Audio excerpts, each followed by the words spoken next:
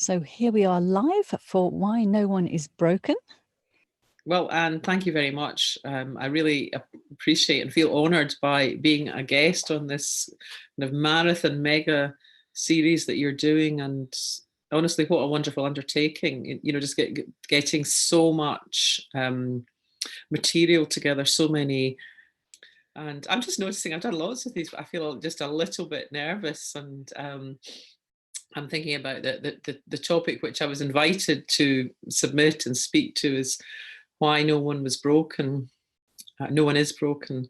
And I'm thinking, and I know that the whole focus of this summit that you've put together, Anne, is you know, around young people, and obviously it's some years since I was a young person in the target group, and in fact I'm the mother of young people that age now. But I was thinking back to my own time, and I think that you know, the idea that I had is what would I like my younger self to know? Because I had on the face of it, I had my life seemed to be straightforward. I'd by my early 20s, I'd been through university, I'd graduated, and I was working as a lawyer. But I had all sorts of kind of slightly hidden, I mean, even hidden from myself at times, and other times not so hidden, problems and issues. And I was quite insecure, again, not on the surface. You know, I was a court lawyer, I could appear in court and all of that kind of thing, but I was very insecure under the surface. I was insecure about my relationships, you know, especially love relationships, my relationship with my boyfriend. I was, you know, there was always a kind of nagging fear that it wouldn't last. And I was insecure in other relationships. I was very insecure about my body. I was very kind of self-critical. You know, I wasn't thin enough. I wasn't the right shape, and I was just kind of in this place of constant mild agitation and mild struggle with so much, just with so much. And I was thinking back, even the job I was doing, I wouldn't say it was a mistake, but I'd kind of fallen into it, and I certainly wasn't following my heart in it. And I don't have regrets about that. But I was thinking that the one underlying problem that I had, I would say, was that I just didn't have any sense of connection with my own inner voice. I was looking to things outside myself to make me happy, and because I thought that's what you did. That was my innocent and misguided belief of how you found contentment and satisfaction in life. And you know, and I just fell into one thing after another, and really, in a way, I reached a kind of very difficult point when it was almost like all the boxes were ticked in terms of getting what I wanted, because I was in a relationship with a very nice guy, and we had just bought our first house together. We both now had sort of secure jobs in law, and enjoyed them, really, you know, is the truth. And you know, we'd reached the stage where we'd gone beyond apprentices' wages, and we had an okay income at the time, and we'd bought our first house together. And before we moved in, his dad was a painter, and he was going to decorate it while we went away on holiday. I mean, it was like, you know, living the dream. And we went on this holiday to Menorca, and I was so discontent inside my own skin. I had no idea what was wrong with me, none whatsoever. And it was just something else to be insecure about, you know, because I thought it meant something. You know, I thought this sort of discontent, ants in my pants, you know, not able to enjoy the holiday, just really not relaxed at all, very kind of edgy, was indicative of some kind of problem. And that particular event passed, the holiday passed, we went back to our house, and, you know, things were okay for a couple of years. But I think part and parcel for me of this really deep-seated belief that happiness was to be found outside myself by, you know, the accumulation of things, not necessarily material possessions as such, but maybe relationships or friendships or status or qualifications or even experiences. And because today I see that as just back to front, that can you can nobody can, especially can find oops, can find contentment from the outside in. So every time you get something like that point when we were on holiday, it disappoints because it's not the source of happiness. Happiness is an inside job, but I didn't have a clue about that or how to achieve it. So the effect was that every time I changed something or achieved something, in fact, I quickly felt more and I quickly felt more and more discontent. And by my mid-20s, I'd changed jobs. I was now self-employed and I was specializing in more serious court work. I was an advocate, and I haven't mentioned up until now, but one of the places I looked for peace of mind or relief was in drink. And I'd been drinking, as part of the culture here in Glasgow, but I'd been drinking since I was 13. And by the time I went to university, it was just a daily thing. It was practically as it seemed practically as essential as oxygen to me. And by this stage, and when I changed jobs and went into this more, it was a more kind of every day was different. There was a lot of travel involved and going to different courts and all of that sort of thing, and lots of people around and lots of opportunity to be socializing while you were away on circuit and so on.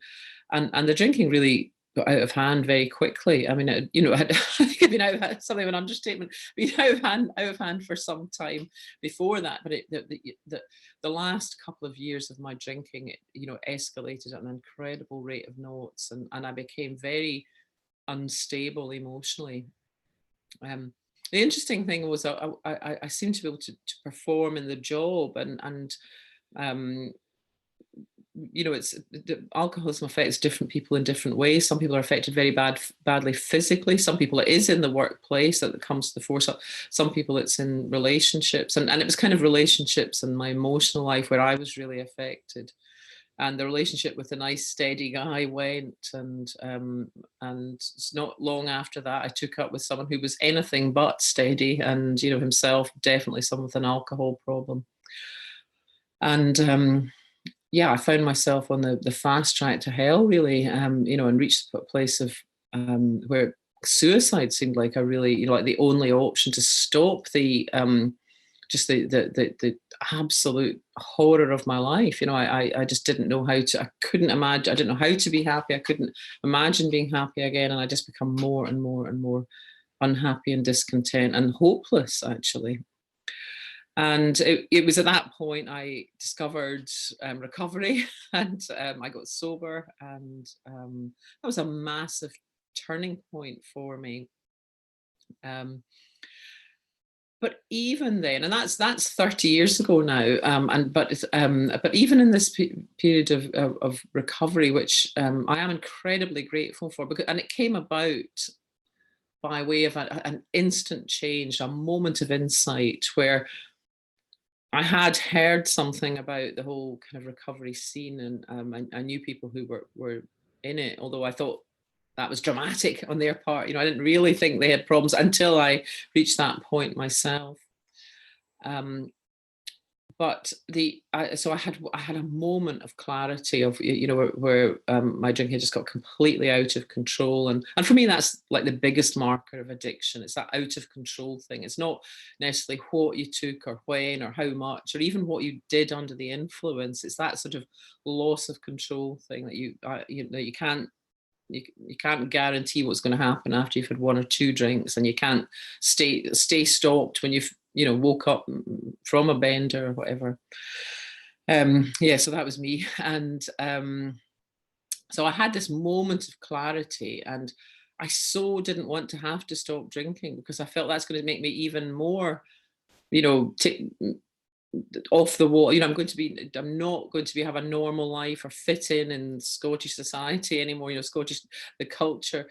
But in that moment, it was like everything changed, and I thought, well, I'm willing to do anything, including stopping drinking, if I could, if my life can just be better. And I not only was I did I have this kind of just this total shift where that willingness came in, but also the power to not drink. Because previously I would wake up after a terrible, session and say, I'm never doing it again, never doing it again. And by lunchtime I'd be in the pub drinking. I just and I couldn't explain that. I it was like I couldn't follow through on promises to myself. I didn't know where I'd be, what I'd be doing from one minute to the next. And that was a very scary place to be. Anyway, in this one instant, it all shifted, and I did the whole sort of 12-step thing, and my life did get immeasurably better. And there were, and I have to, and to be honest, it was there were also changes that took place, because I wasn't part of that boozy scene that was still very prevalent here, but different things came along, and my life became very full. A lot that heart that I hadn't been following began to assert itself. I became very interested in creative stuff, and I did lots of that. I did some training in glass art and warm glass, and I just had I tried lots of different things, and traveled a bit, and lived in America for a bit, and it was a very interesting time. And after a few years, I met someone also in recovery, and we had two children. Those two children who are now adults, and that was just a phenomenal experience. Just a tremendous gift, a really tremendous gift. And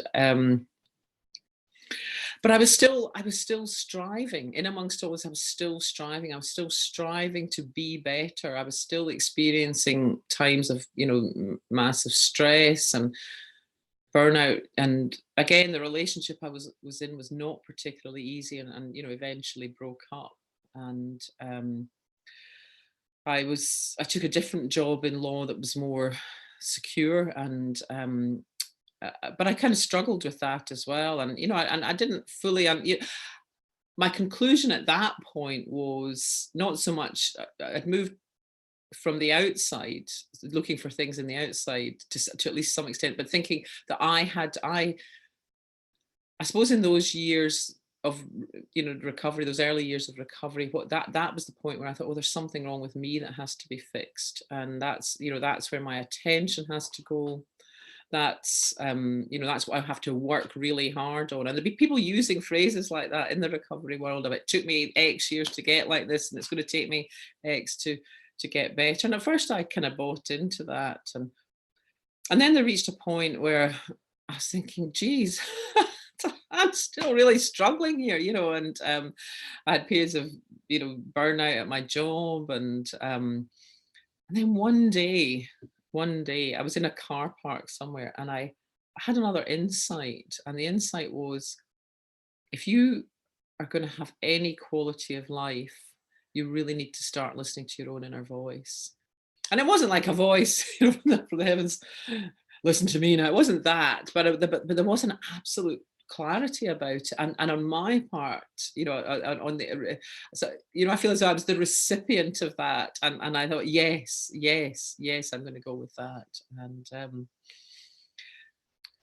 I did. I started to, and it wasn't long after that I ran into, of maybe a few years, but I ran into the three principles that we're talking about here tonight. And in my sort of effort to get better, as it were, or to improve myself in order to find happiness, I trained in lots of different modalities, and we've spoken about this before, Anne, but NLP, hypnotherapy, Reiki, and various other things as well. And I went to this course, which I thought was something to do with NLP, and it turned out, in fact, to be all about this inside out understanding, or three principles.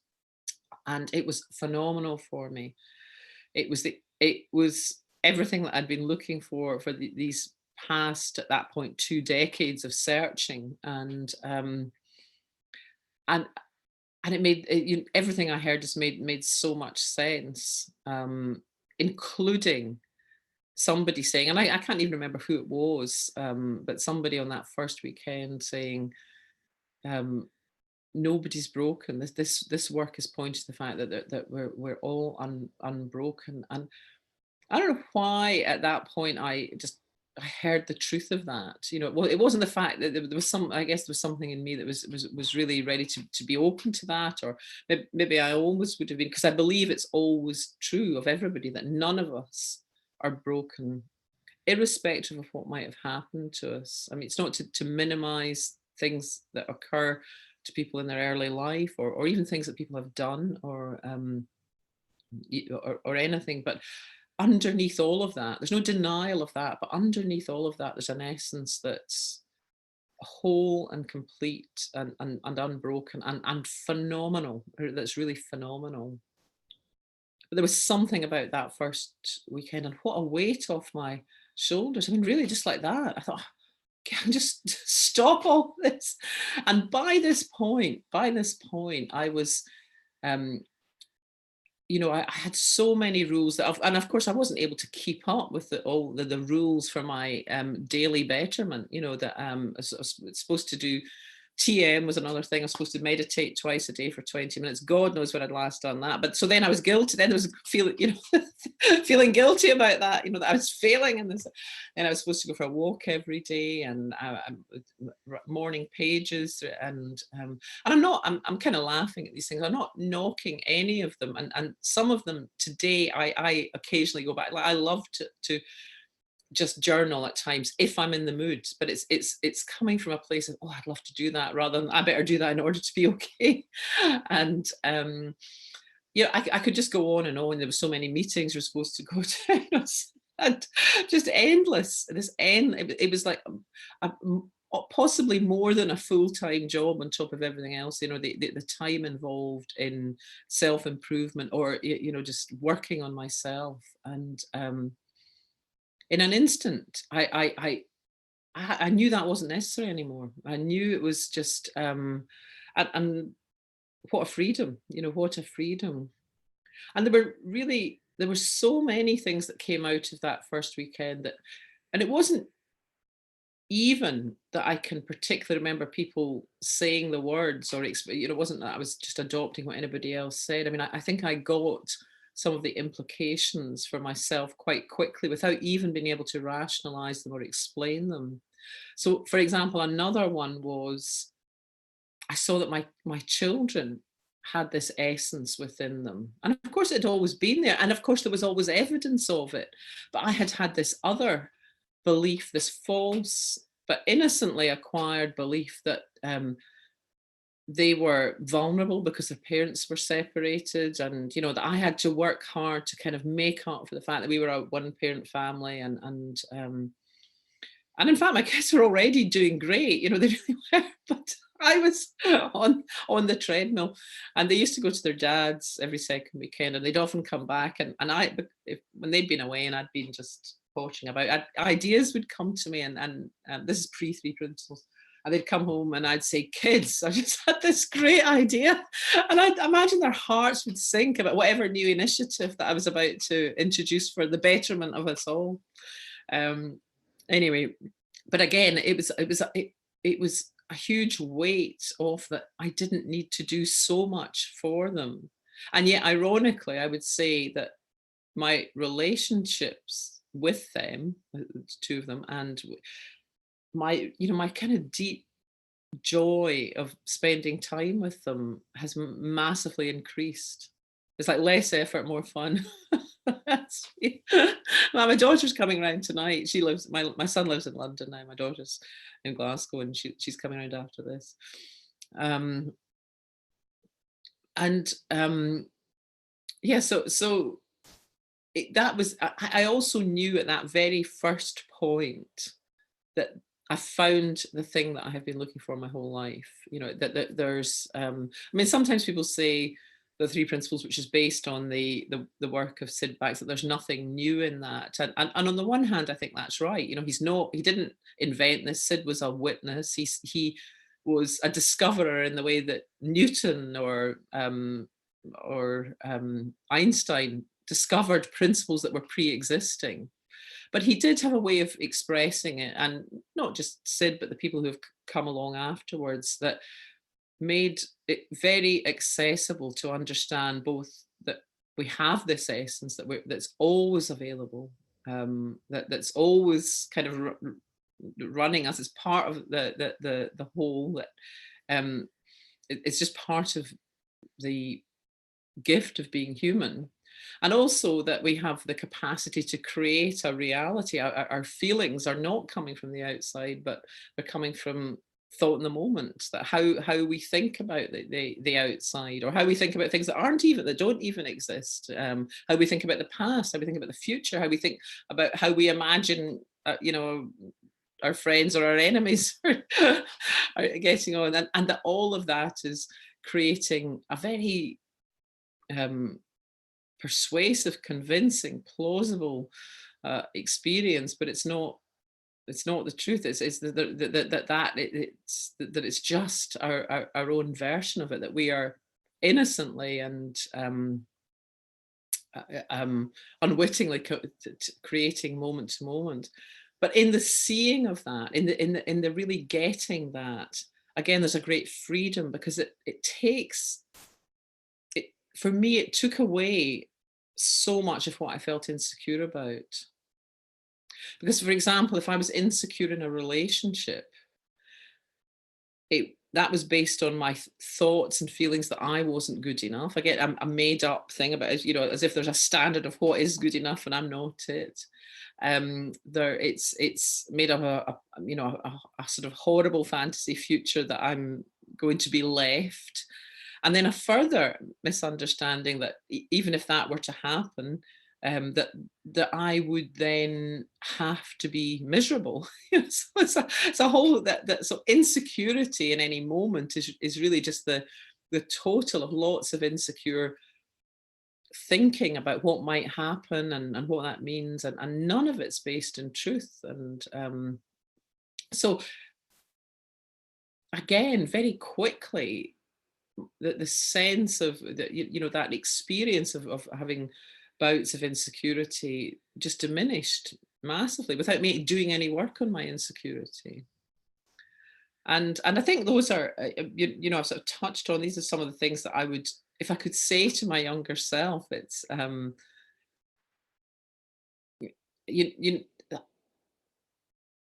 give some time to that inner voice, explore what that might be, and you don't have to do anything fancy. You don't have to sit in meditation, or anything. I mean, if you want to do that, that's great too. But it's that there is an inner voice that's always available to you, and give some space to that, and follow that. And the more that you can tune into that inner voice, then the happier life is likely to be, because it's always giving you answers and guidance and suggestions. And the other thing would be that I would say to my younger self, and I would say to anyone, is that you are enough. Who you are right now is enough. That you already have everything you need for this moment available to you, and it's really just a question of allowing that to come to the fore. That and that there's that there's nothing that you need to work at to put that in there. It's already there. You have all the resourcefulness you need, the resilience, you have the creativity, you have the ability to connect, and just to feel love and connection and presence in your own skin, if you allow that. And the other thing I think I would say to my younger self, and again, I got this on that first weekend, but it, the it was this idea of variability, that our moods naturally go up and down, our thoughts naturally go up and down, everything in nature naturally is variable. And maybe up and down isn't the right word, but it's completely normal to have times of unhappiness, even insecurity. It's completely normal. It's just the thought feeling system doing its thing. But there's nothing wrong with that. It doesn't mean anything. It doesn't mean that you're broken. and and and again, that was sort of news to me. But again, there was such a relief in seeing that, because I thought, for this, certainly since I'd got into recovery, my whole aim had been to try and improve self-improvement. And of course, I was just doing up and down, up and down. But had I not also had the judgment about that, it would have been much more okay. But every time I had a difficult patch or a low day, I was pathologizing it, and there was nothing, and that was nonsense. It was just, so again, in that moment, it flew off, and and quite honestly, it's never reverted. And I'm delighted about that. I am not trying to be different. And I don't mean that I don't take responsibility. I mean, if I do something hurtful, or I forget something, then I'll apologize. I'm not talking about that, but I'm not striving to be a better person. It's like, what you see is what you get. And what a relief. What a relief to really be okay with that. And yet, ironically, life has actually got easier and simpler and more enjoyable, and I'm certainly happier, simply by stripping out the striving and the self-judgment and the pathologizing low moods. That alone has, just resulted in me being much more happy and content. Consistent. When I say consistently, that I don't mean every minute, but over the piece, the last decade has been the happiest of my life, but bar none. That So that's lovely. It's an amazing story, and so many things you said reminded me of when I was that age too, and things I remember. Oh, the struggles in my relationships,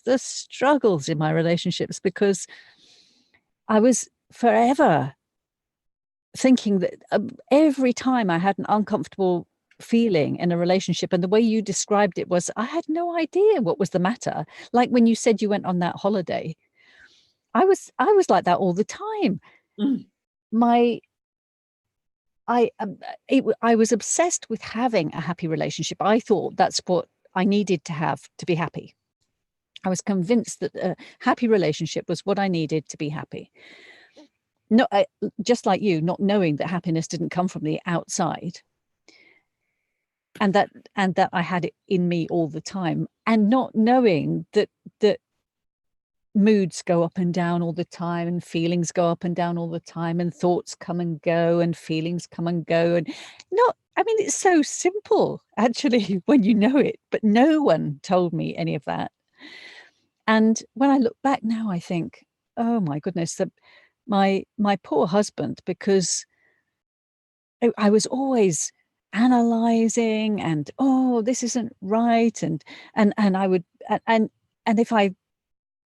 if one minute I felt like I didn't love him, that was like, "Oh my goodness, something awful is happening, and something's wrong with the relationship, and I'm in the wrong relationship," and all these meanings that I was putting, all these added thoughts that I was putting on top of the thoughts that were making me feel like that in the first place.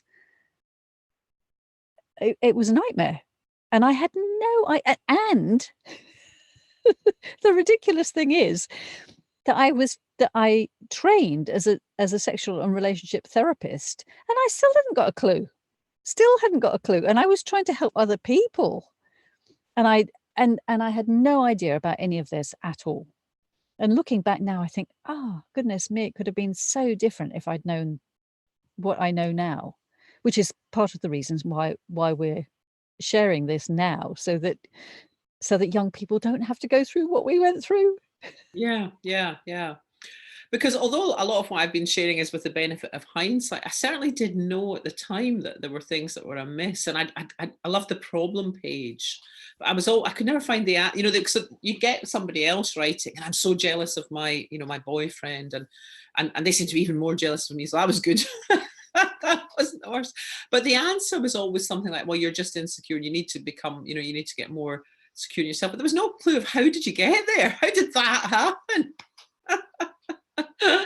So I just didn't, no idea that, you know, that was optional, that, you know, that it wasn't, you know, that it didn't need to be something I was stuck with for the rest of my life. No, and I did absolutely, and I did exactly the same as you. I then spent years and years and years reading books, going on courses, doing all sorts of different trainings, partly because it was my work as well, and also to try and fix myself, and I was divorced twice. I had, you know, relationships in between that were always a disaster because I was always looking for what was wrong and listening to my and taking my thoughts seriously, and taking it seriously when my thoughts when as you say, when my mood went up and down, I thought that meant something. It's like, it just happens and it'll get better. You know, if I'd realized that that was normal and that my mood would get better again very soon, you know, or that not what, as you say, I'm not into better, and it's not a good and a bad, it's just a normal flow. And if I had known. I know, well, I often think, Anne, and you'll be more aware of this than anyone, but everything in nature has some kind of ebb and flow, and I mean, even things like the human heartbeat. You want variability in the heartbeat. It's not. I mean, a very regular or predictable one is not actually a good thing, you know. So, and it just seems to me that it's just internal weather, you know. It's and the moment the moment I could just be okay with that, yeah, what a relief. It's just amazing that if someone just spent 5 minutes telling us that that's quite normal, mind you, we probably wouldn't have believed them. But I think we would, because as you said, it's not so much in the words, it's you feel it when you know that it's true. Yeah, yeah, yeah, yeah, yeah. And it's an interesting time because I suppose, um, you know, that second half of the 20th century, particularly, I mean, we were just.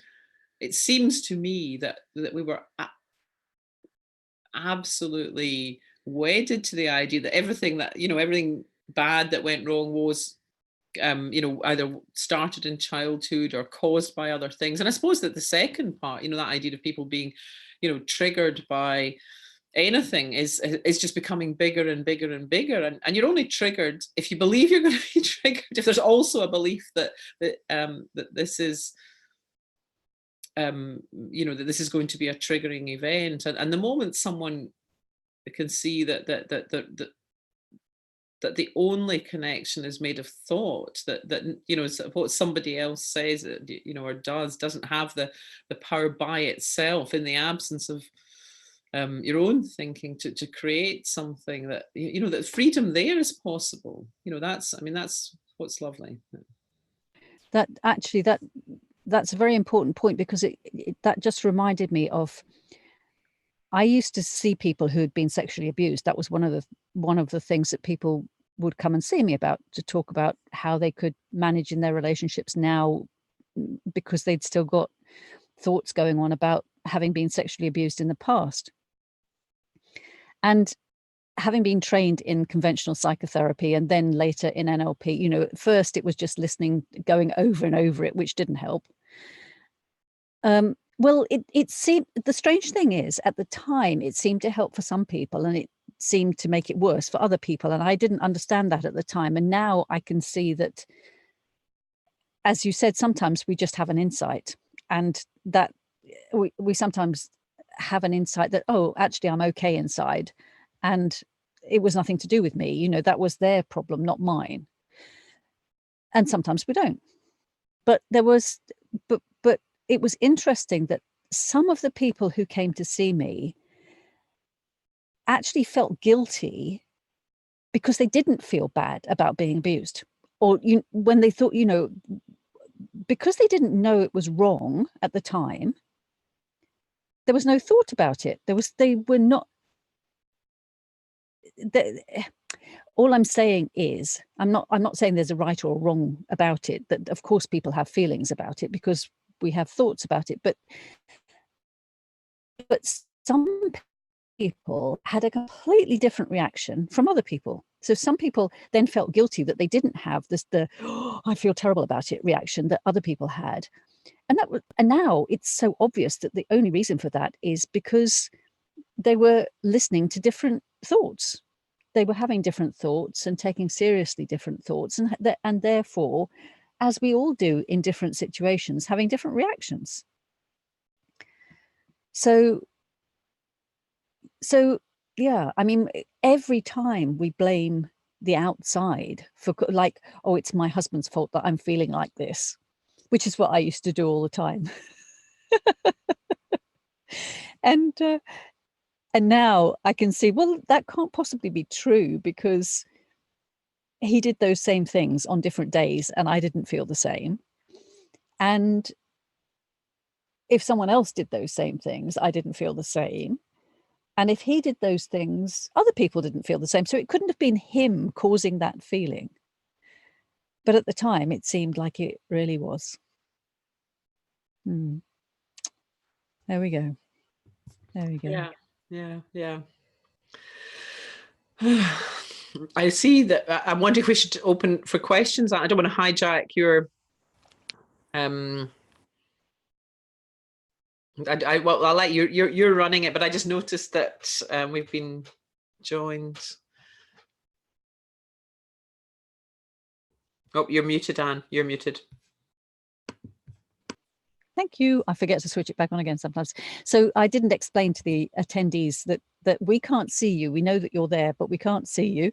So if you have any questions or comments, or you can either type them into the chat box at the bottom. I'm sure you can see the chat box at the bottom. You can either type them into the chat box, or if you'd like to come on and speak, then you're welcome to do that too. You just have to type into the chat box that yes, you'd like to come on, or put and I can allow you to come on. So, and the other thing is that if anyone's watching this back after the live, there will be a recording of it, obviously.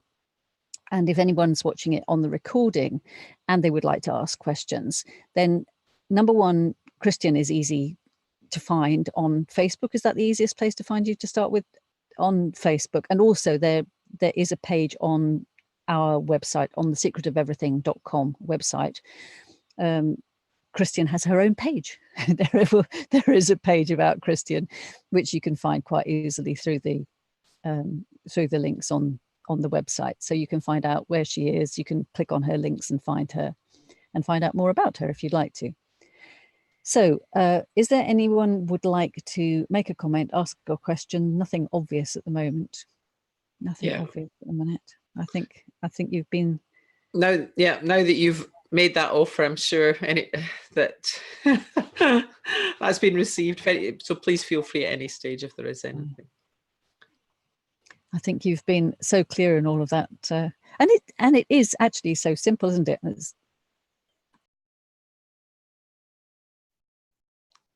Oops.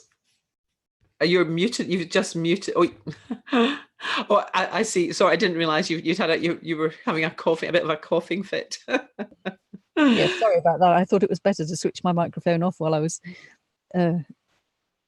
having a coughing fit. Yes, yes. Oh, so I was interested in the, first of all, that even long before you came to this understanding,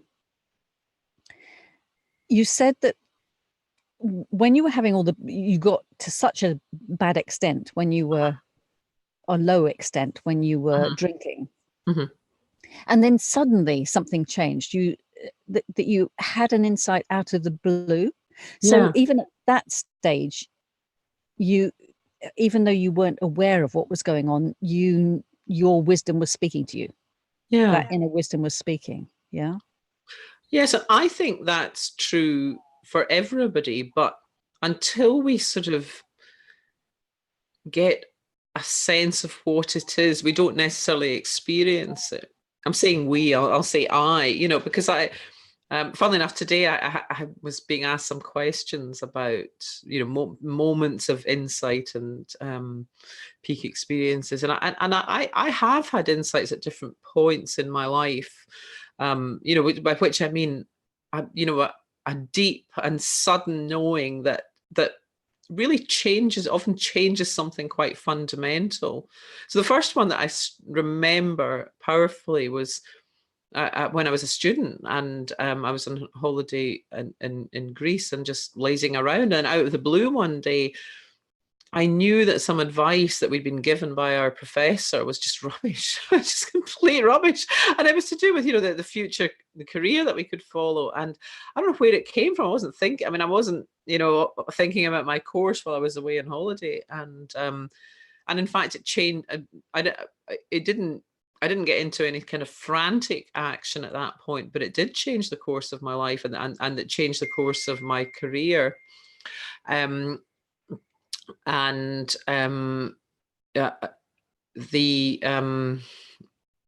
sorry, I just got yeah, I message. realized that happens to me. Sorry about that.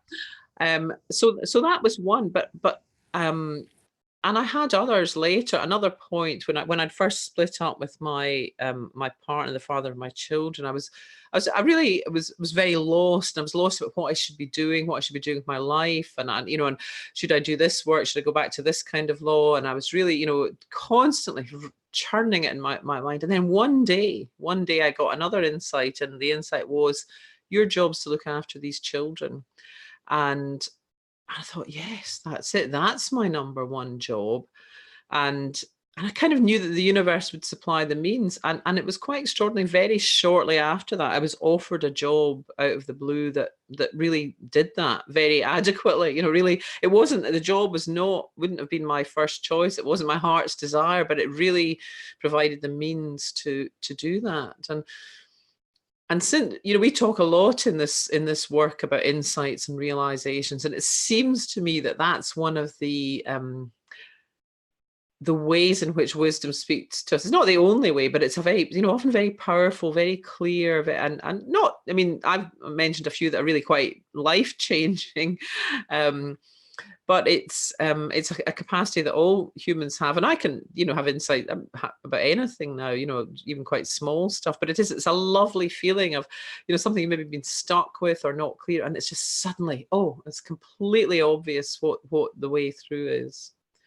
And that was what happened to me at the moment of getting sober. I was drunk at the time. I was absolutely hating myself. I was caught sight of myself in a shop window, and I was just hating what I'd become. I despised what I'd become. And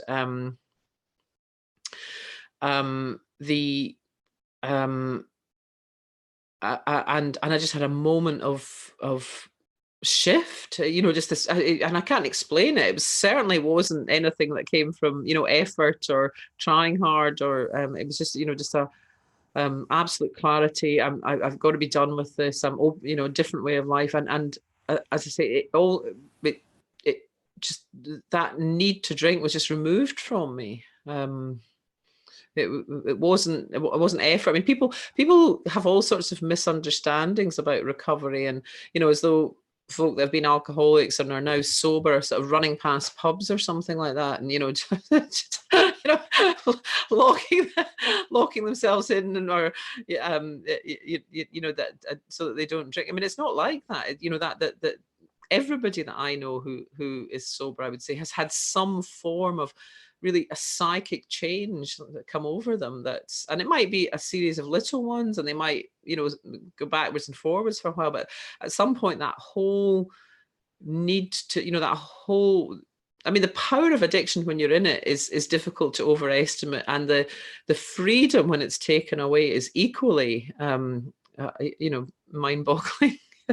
And that's what that people have on the whole.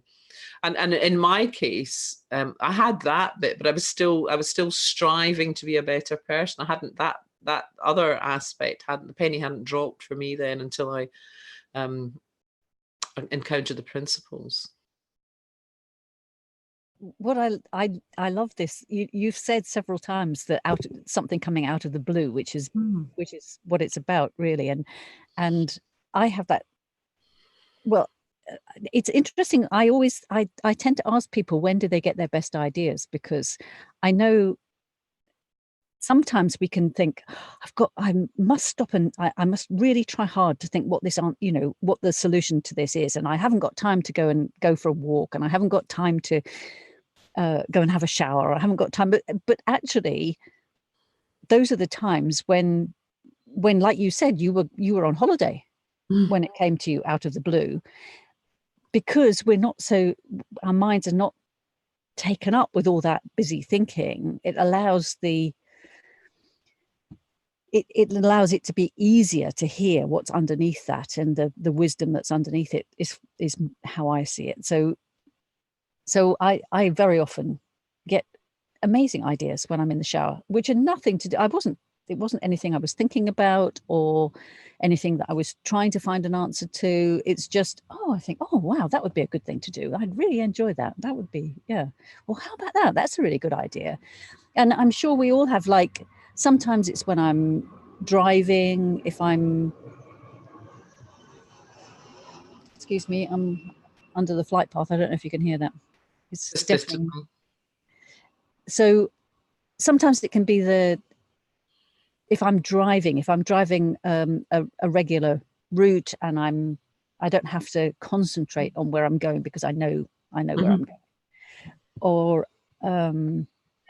Or if I'm walking on the beach, or if I'm walking on the sand dunes, or in the mountains, or something like that, where I'm just enjoying what I'm doing, but it could be all sorts. On gardening, when I'm doing the gardening, it can be that too. So anything where I'm focusing on something else that I really like to do. Obviously, if you don't like gardening, that's not going to work.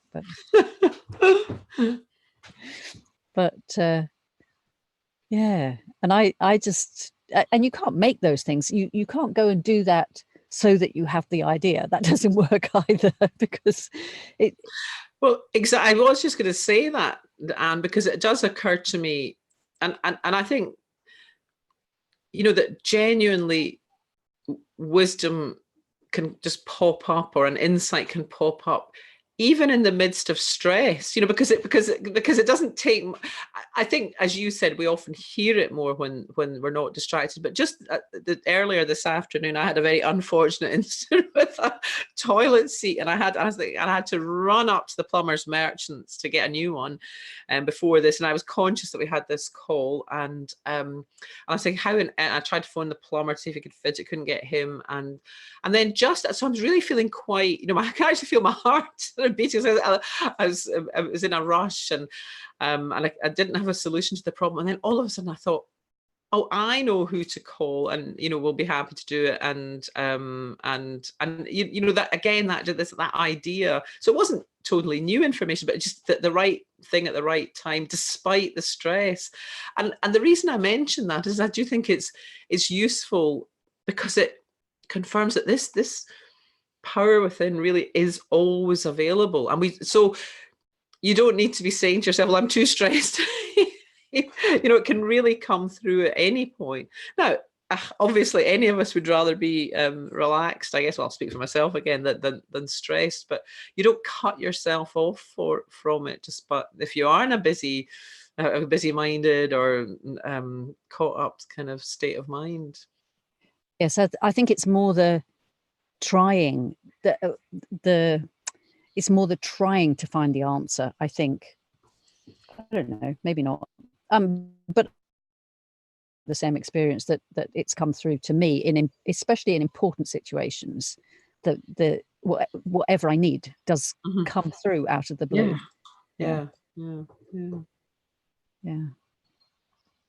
And it's a lovely way to live, isn't it? Just I was thinking the other night, I was at my daughter's flat, and there's some electricity people have been in, and they've made this hideous job of putting stuff in that's actually quite dangerous. And at the point when I saw it, I thought, oh, I feel so tired. I just can't. I don't want to deal with it. I don't know what the complexity of who's responsible and who to contact. And then the next day, without thinking about it, just the answer became clear. It was just that, almost in the not thinking about it, then sometimes, at the right time that the solutions appear. And I do, for me, that's been a very nice thing, because I genuinely have a sense that there is no problem that's insoluble. There are any number of solutions to everything that might come our way, and just because I can't see it now, so what? It'll become clear, and I say it, but any solutions will present themselves, and that's very, very nice, because it's sort of, again, you can just take it. You don't need to start churning away, trying to force solutions or waste a lot of headspace on that. I think I've still got in my mind that people are wondering why you needed a toilet seat for this urgently for this call. Well, not for the call. You see, I thought, if I don't get a new, it has fallen off, and if I don't, I had to get a new one before the plumber's merchant closed. But then I realized I wasn't going to be able to get the old one, that fix things up. Yeah. There's the sordid detail of what's happening in my bathroom. Yes, very, very crucial. Oh dear. It was important in my world, Dan. Of course, yes. No, it just seemed like it was urgent to have it for this call. That was what was funny. Mm. So the other thing that I noticed also was when you talked about the weekend that you went on, where you heard about the three principles understanding, which we're not going to go into in detail, other than what we've said already here, because the actual explanation, if there is such a thing, it has been gone through in other ones of these talks. But in any case, it's basically what you've said. And what I noticed about your understanding of it at the weekend, you said you heard various things, but you also said you didn't really understand what they were saying or the implications of it, and yet things changed in a big way in a short time. So if people are understanding what it is that we're talking about, does that really matter? Well, I think it probably doesn't matter too much. What I would say is, if you're watching this and anything is resonating with you, there's anything you're curious about, anything that you're drawn to, it's like, I would suggest stick with that. Watch other videos, and don't worry so much about needing to get this in a kind of intellectual, rational way. If you feel good watching this or any of the other videos, then keep going with that, and things will become clear. And whether or not you think I'm articulate about it today, I'm certainly more articulate than I was initially. And I remember going back to work in Glasgow after the weekend, and I was actually working with a doctor called Anne on that day, and I was saying, I've been to this thing, and it was so amazing, and she kept saying, but what is it, and I just, I thought I was explaining it, and she was completely baffled. But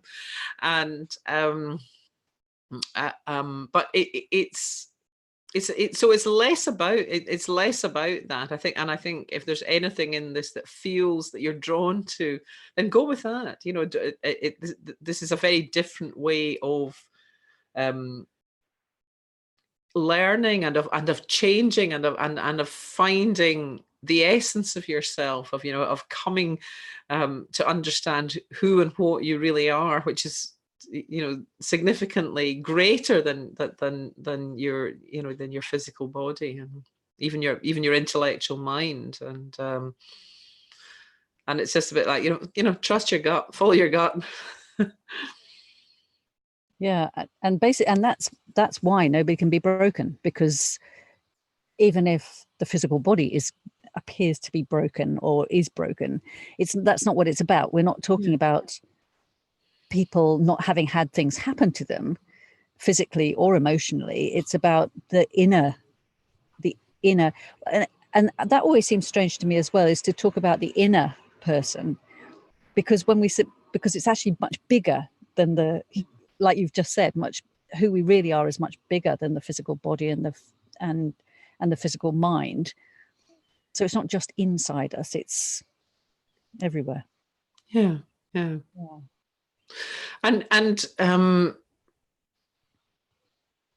yes, that essence is eternal, which I think is one of the reasons why, despite the fact, for example, that I am no longer a young person, I don't feel any different in my essence now than I did then. I've got rid of, or largely got rid of much of the insecurity and struggle and all of that stuff. But the essential me doesn't feel any different, because it's not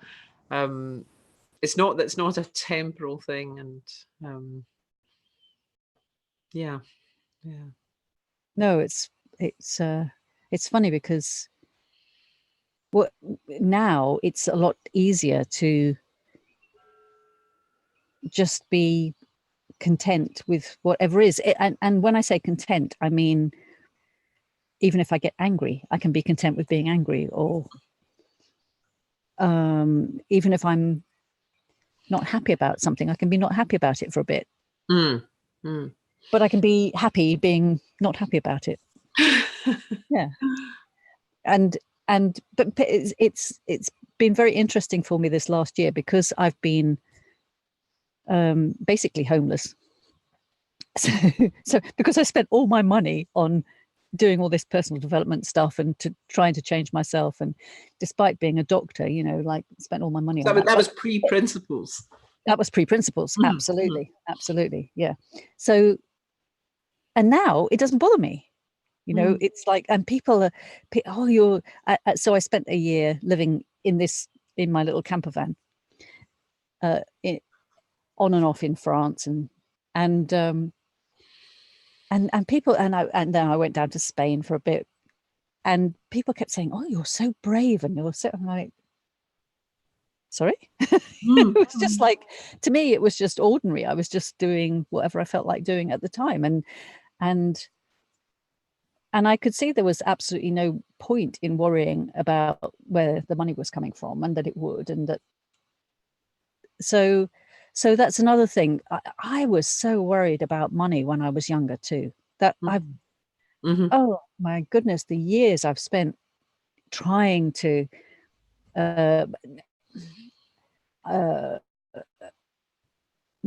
avoid doing the jobs I didn't like doing, and at the same time wondering where the money was going to come from to live and to have a house and to all of that stuff, which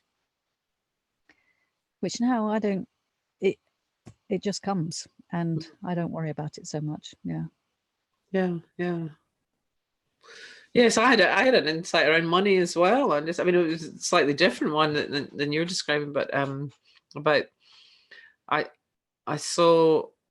It was just, again, the simplest of things, because I had struggled with what my thing was. It didn't matter what I earned, I was always overdrawn every month, and so this was in my early 30s, and one day, again, it was just a sort of clarity of, if you want to have money, you've got to spend less than you earn and invest the rest, and it literally sort of changed instantly for me, and I don't have a particularly huge income or anything at the moment. But I feel I can do anything that I want to do, and as you say, it comes, and I'm not overdrawn every month, and yeah.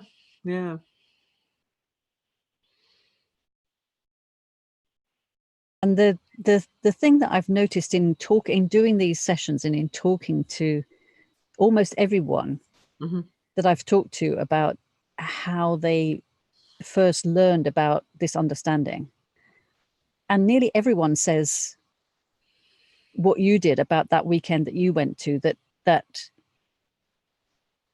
it was more in the feeling, that you felt that this was true, and that you felt that what they were saying was true, that you knew that that's who you were, that because you logically, if someone says to you, well, you're not broken, why would you believe that? When we've gone through all those years of being told you are broken and you must fix this and you must fix this about yourself and that's not good enough and so on, when somebody would tell us all of a sudden, well, nobody's broken, you can't be broken, why would we believe that? And for me also, it was the feeling, you, when you're listening to that inner part of you, the part that is infinite and eternal, like you said, that part of you knows. It seems to me, and I think that's what was different about. That's why so many people had such a good feeling, had insights around Sid, from what I can understand, was because that feeling was because he somehow was in that feeling. The feeling came across. Yeah. That's my understanding. Yeah.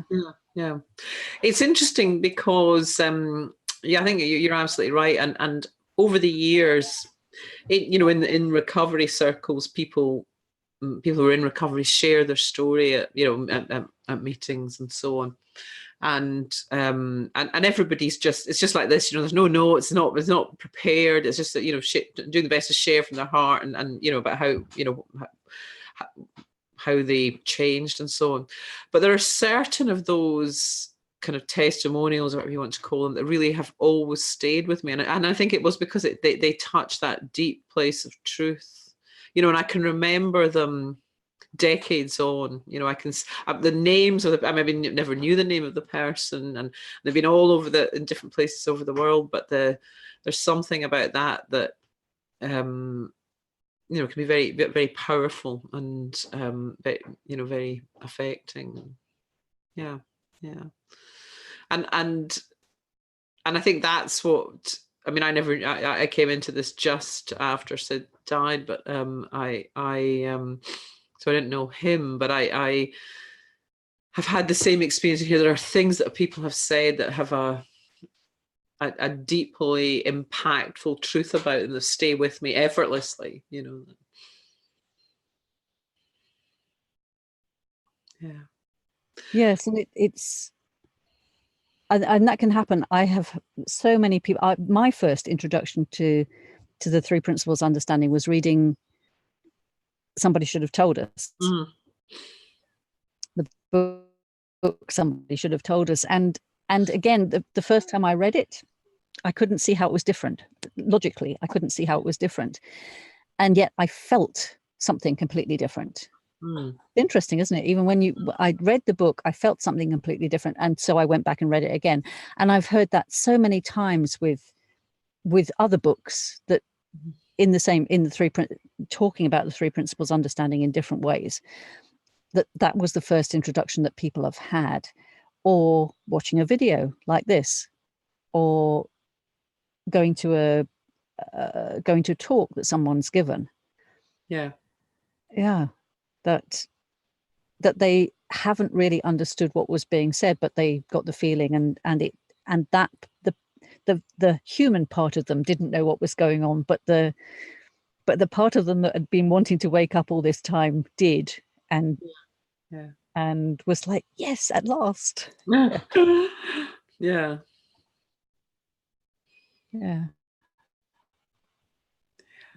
Oh. So have we reached a place? I think we have. There aren't any comments or any questions, so I think that's been really lovely. It's been lovely speaking with you and hearing. Oh, thank you, Anna. Yeah, it has. It's been lovely for me. I really appreciate you inviting me to be part of this, and it really is a privilege. And I just think what you're doing is great. Just absolutely great. And there are lots more coming. So if, as I said before, if you'd like to find out more about Christian or about any more of the talks, and if you'd like to watch the replays, all the information is at thesecretofeverything.com. And Christian is on Facebook too. Oh, there's a message from Martin. Thank you.